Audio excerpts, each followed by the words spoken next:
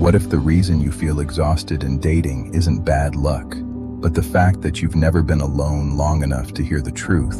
Because when a man lives alone for years, especially later in life, something changes. Not in a bitter way, in a clear way. In this video, you'll learn the 3 shifts solitude forces on a man, how it rewires what he wants, how it sharpens what he tolerates, and why it makes him almost impossible to manipulate. And near the end, I'll share the quiet mistake most men make when they finally find peace, the mistake that pulls them right back into chaos. Welcome to StoicCraft, where ancient clarity meets modern life. Today we're talking about something uncomfortable but honest, what long solitude does to a man's view of relationships, and the patterns he starts noticing. If you're tired of performing for approval, stay with me. Chapter 1. Solitude removes the costume. If you are an older man living alone, there's a quiet transformation that happens. So quiet most people never notice it from the outside. You still wake up, still handle your business, still smile at the cashier. But inside, the noise has died down. For years, maybe decades, you lived with a low-level pressure to be wanted, to be needed, to be seen as still relevant.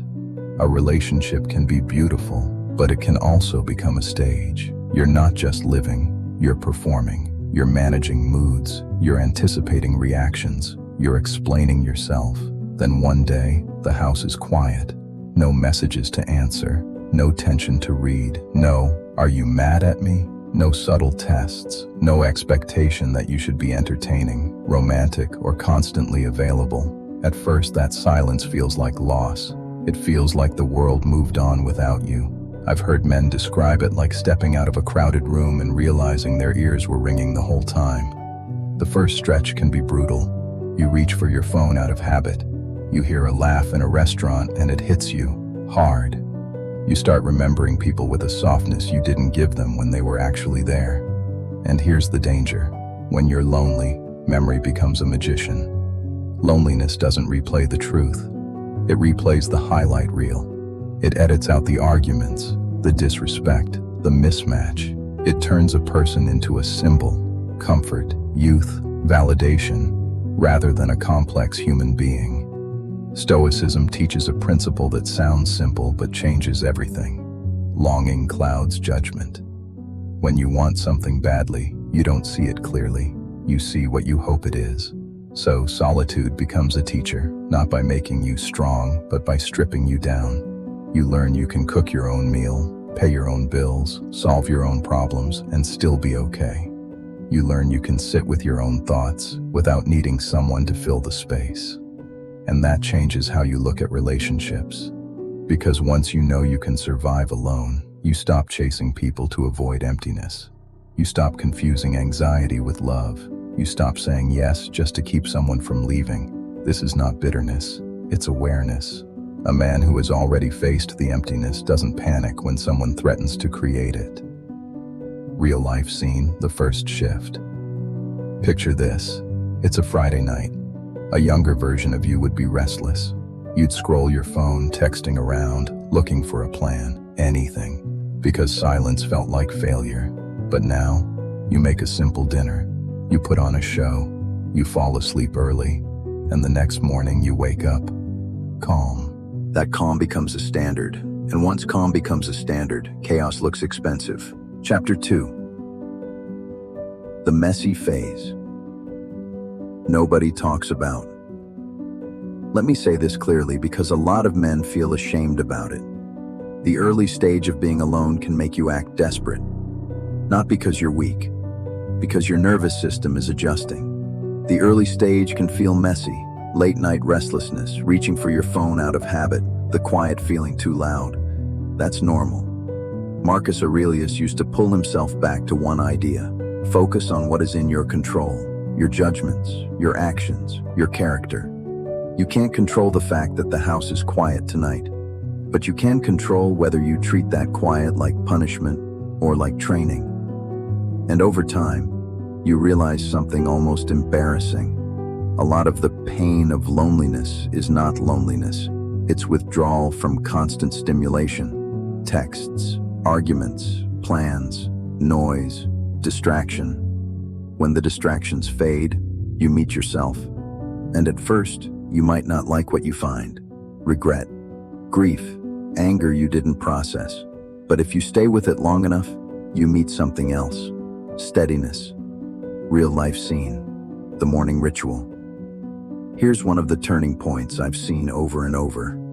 A man wakes up early, maybe 5:30 or 6 o'clock. No one is there to demand his attention. No one is there to approve of his routine. He makes coffee, sits by a window, and for the first time in years, he can hear his own thoughts.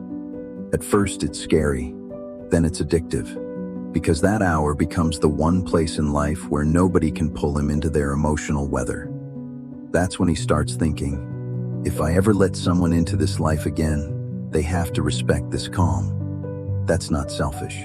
That's survival with dignity. Chapter 3. From fantasy to pattern recognition. When a man has lived alone long enough, his relationship with women changes, not because women are different, but because his expectations are different.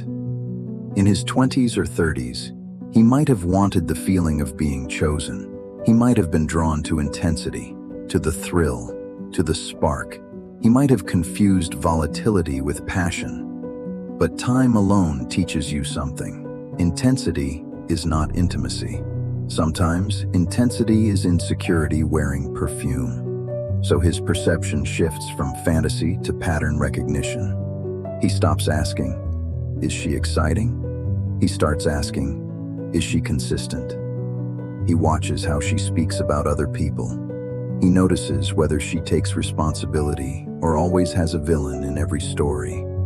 He listens for subtle disrespect, the little jokes, the eye rolls, the way she praises you in public but criticizes you in private. He notices whether her presence adds calm or chaos. And the biggest change, he no longer rushes to be understood. When you've lived alone, you don't fear a misunderstanding the way you used to. If someone interprets your silence as arrogance, you don't chase them down to correct it.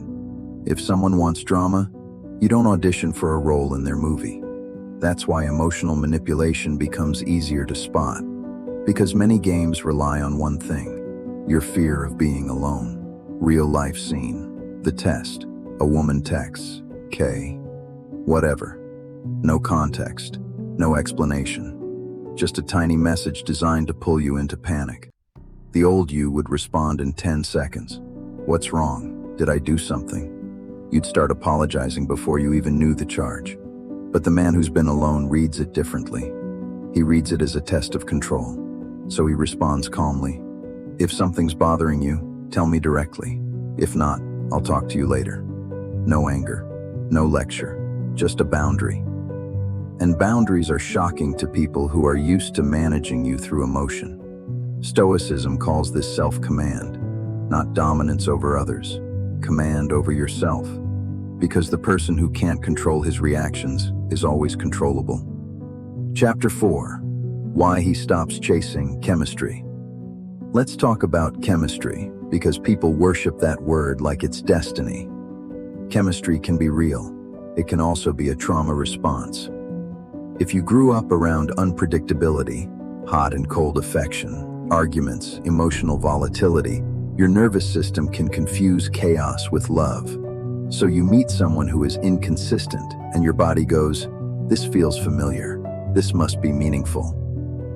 A man who has lived alone long enough starts noticing that pattern in himself. He realizes the spark that kept him chasing was often just anxiety. And here's where the self-respect comes back. He stops asking women to heal wounds they didn't create. He starts healing those wounds himself. Stoicism would call that returning to the center. Not running from emotion, but not being ruled by it. Chapter 5. Peace becomes sacred. After enough solitude, peace stops being a luxury. It becomes sacred. A man starts protecting his time the way he once protected his pride. He stops negotiating with chaos. This is where many people misunderstand him. They call him cold, detached, unavailable. But what they're really witnessing is a man who finally understands the price of his attention. Attention is currency, and a man who once gave it away for free, just to feel wanted, now spends it carefully. He doesn't invest in potential, he invests in behavior. He doesn't fall in love with promises. He watches for proof. And yes, his standards rise, not because he thinks he's better than anyone, but because he's no longer desperate. Real life scene, the too independent complaint. You've heard it before. You're too independent. You don't need me. You're hard to read. What they mean is, I can't anchor my sense of security in controlling your mood. And that can be uncomfortable for someone who's used to relationships where emotions are leverage. A man who has peace doesn't reject closeness. He just refuses chaos in the name of closeness. Chapter 6. How he handles conflict. Now another big change. He doesn't fight the way he used to. He learned the hard way that winning an argument can still lose you peace. So when conflict shows up, he stays focused on the point, not the adrenaline. He doesn't attack. He doesn't insult. He doesn't bring up 5 old mistakes to win today's point. He does something simple. He gets quiet, and he gets specific. I'm not okay with being spoken to like that. I'm not going to argue through text. I'm happy to talk when we're both calm. That's it. No lecture. No you always. No you never. Just clarity. And if she escalates, raises her voice, threatens to leave, tries to make him feel guilty, he doesn't match the energy. He remembers, I can't control her emotions. I can control my response. This is where peace becomes power. Real life scene, the guilt trip. Maybe she says, so you're just going to sit there and not care? Or, wow, you're really cold. Or the classic, any real man would. The old you would try to prove you're a real man. You'd get louder, softer, funnier, more apologetic, whatever it takes to stop the accusation. The man who has lived alone long enough doesn't argue with a trap. He answers with truth. I care. I'm just not going to be dragged into disrespect. Then he stops talking. Silence used to feel like losing. Now silence is self-respect. Chapter 7. How he sees love differently. Here's the truth. Most people don't say out loud. A lot of what men call love in their younger years is actually fear. Fear of being alone, fear of aging, fear of being forgotten, fear of not being enough. But once a man lives alone long enough, he confronts those fears. And when fear loses its power, love becomes cleaner. He doesn't need a woman the way he used to. And that makes his affection more honest, because he's not loving to secure a role in someone's life. He's loving because he chooses her presence. This is why he moves slower. He doesn't rush into labels. He doesn't fast forward to a fantasy future. He lets time reveal character. He wants partnership, not rescue. Peace, not performance. Respect, not persuasion. Real life scene, the slow burn. He meets someone. She's charming. She's attractive. The old him would sprint. Long calls, daily texts, grand gestures, trying to lock it in. The new him, he stays steady. He invites her into his life in small doses.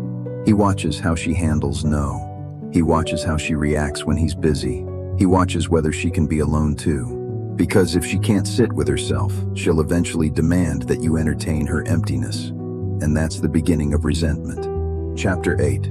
The tenderness people don't see. Here's the part nobody talks about. Men who live alone for a long time often become more tender, not less. They learn to sit with feelings without outsourcing them. They learn to miss someone without begging them back.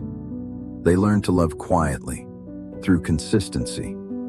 You might see it in the way he shows up for his kids, the way he calls his mother more often, the way he takes care of his health, not to impress anyone, but because he finally understands time is finite. He starts practicing a Stoic idea that sounds dark, but actually makes you grateful. Negative visualization. Not obsessing over death, just remembering that nothing is guaranteed. It makes him appreciate a peaceful conversation, A simple meal. A person who is kind when nobody is watching. So when he chooses a woman now, he doesn't choose a performance. He chooses a presence. Chapter 9. Seeing women as human, not myth. Let's be clear, this isn't about judging women. If anything, long solitude tends to reduce resentment because it replaces fantasy with understanding. Women are no longer angels to save him or villains to destroy him. They are human beings, capable of kindness, inconsistency, wisdom, selfishness, just like men. That's why he stops demonizing. He stops idealizing. He starts choosing. He realizes it's not women that create chaos. It's mismatched values, unresolved wounds, and poor boundaries on both sides. So he stops trying to win affection. He starts selecting alignment. Chapter 10. What he does with loneliness. Now, even after years, loneliness still visits sometimes. Maybe it hits on holidays. Maybe it hits when he sees an old couple holding hands at the grocery store. Maybe it hits when he's sick and there's no one to bring soup. But he doesn't let loneliness negotiate his standards. He treats it like weather. It comes, it goes. He might call a friend. He might go for a walk. He might sit with it and say, okay, this is part of being human. That's maturity, and this is why he doesn't rush into relationships anymore. He'd rather feel lonely for a night than feel trapped for years. Chapter 11. The quiet power of being okay alone. There's a strange power in being okay alone. It makes you harder to manipulate. It makes you harder to rush. It makes you harder to shame. If someone says, if you loved me, you'd do this, he doesn't argue. He pauses. He asks himself, is this aligned with my values, or is it a test of control? And if it's control, he steps back, because he has learned a simple Stoic truth. Your peace is your responsibility, not your partner's, not your ex's, not your kids, yours, kids. Chapter 12. The mistake men make after finding peace. Now, I promised you I'd share the quiet mistake most men make once they finally find peace. Here it is. They protect peace by building walls, not boundaries. A wall says, no one gets in. A boundary says, the right person can come close, without chaos. Walls are built from fear. Boundaries are built from clarity. If you've lived alone long enough, you might be tempted to stay there forever. It feels safe. It feels clean. No surprises. But safety without connection can become another kind of prison. Stoicism isn't about avoiding life. It's about engaging life without losing yourself. So the goal isn't to become numb. The goal is to become stable. Chapter 13. What a healthy relationship looks like. Now, to a man who has lived alone, a healthy relationship is simple. Not easy, but simple. Two adults who can regulate themselves. Two people who can communicate directly. Two lives that overlap by choice, not by need. He doesn't need constant reassurance. He needs consistency. He doesn't need fireworks. He needs honesty. He wants a woman who can say, I miss you, without making it a weapon. A woman who can express emotion without turning it into a courtroom. A woman who respects his silence as processing, not punishment. And if he finds her, he can be deeply loyal, because now his loyalty is not a bargain for love, it's a decision. Chapter 14. The view from above, Stoic perspective. At some point, a man who lives alone starts thinking in decades. He sees how fast a year goes. He sees how quickly health can change. He sees how friendships fade if you don't nurture them. This is the Stoic view from above, zooming out. Not to become detached, but to become accurate.